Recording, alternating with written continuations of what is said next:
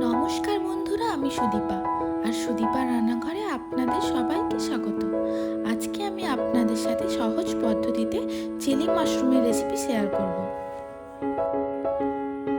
প্রথমে একটা পাত্রে 2 চামচ ময়দা, 2 চামচ কর্নফ্লাওয়ার, 1 চামচ গোলমরিচের গুঁড়ো আর 1 চামচ সয়া সস নিয়ে ভালো করে মিশিয়ে নিলাম।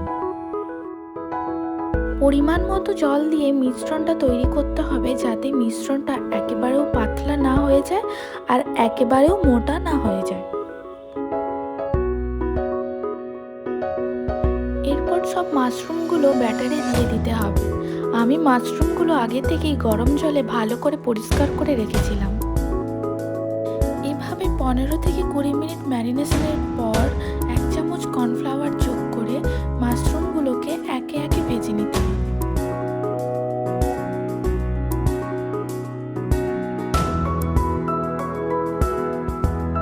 কড়াইটাকে ভালো করে গরম করে রিফাইন তেলে মাশরুমগুলোকে একে একে ভেজে নিতে হবে।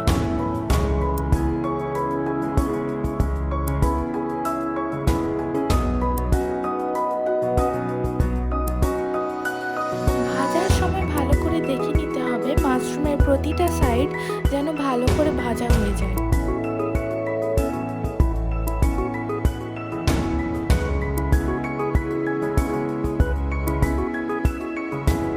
ভালো করে ভাজা হয়ে গেলে মাশরুমগুলোকে অন্য পাত্রে তুলে নিতে হবে।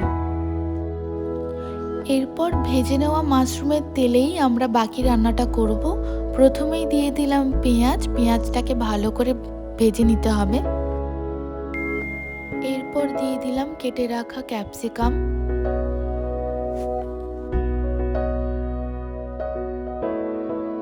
কুচিয়ে রাখা রসুন আর আদা যোগ করতে হবে।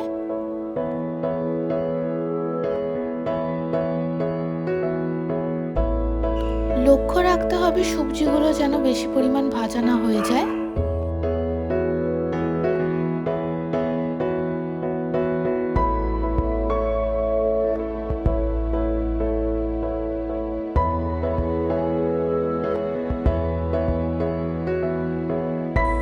এরপর নিজেদের স্বাদ অনুযায়ী কাঁচা লঙ্কা ব্যবহার করতে পারেন।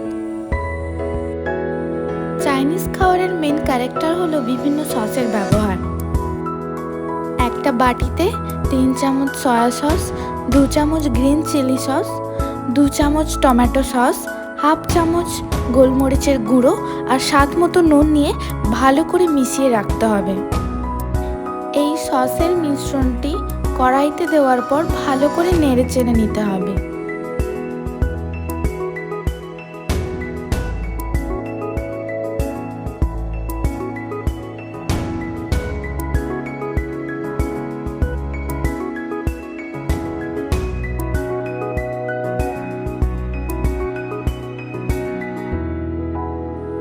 সস অ্যাড করার কিছুক্ষণ পর কিছুটা পরিমাণ ঈষৎ উষ্ণ জল অ্যাড করতে হবে, যাতে সসের মিশ্রণটা কড়াইতে না পুড়ে যায়।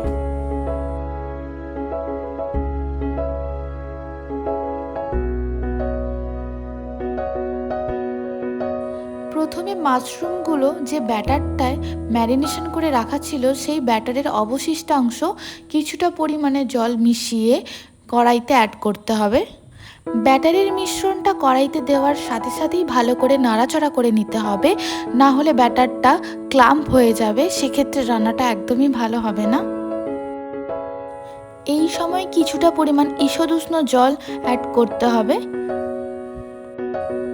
ঠান্ডা জল অ্যাড করলে অনেক সময় ক্লাম্পগুলো থেকেই যাবে।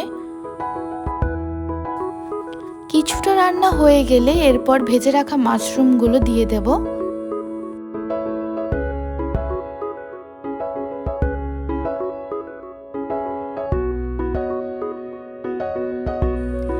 স্বাদ মতো লবণ অ্যাড করতে হবে আর ভালো করে রান্নাটা নেড়ে চেড়ে নিতে হবে।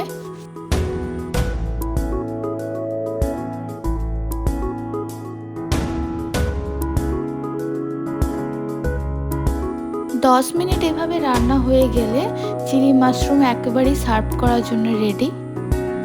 Chilli mushroom fried rice, naan, rumali roti যে কোনো কিছুর সাথেই খুব ভালো লাগে। রেসিপিটা ভালো লাগলে অবশ্যই এই ভিডিওটাকে লাইক করবেন আর আমার চ্যানেলটাকে সাবস্ক্রাইব করবেন। ফিরে আসবো আবার একটি নতুন রেসিপি নিয়ে। Thank you.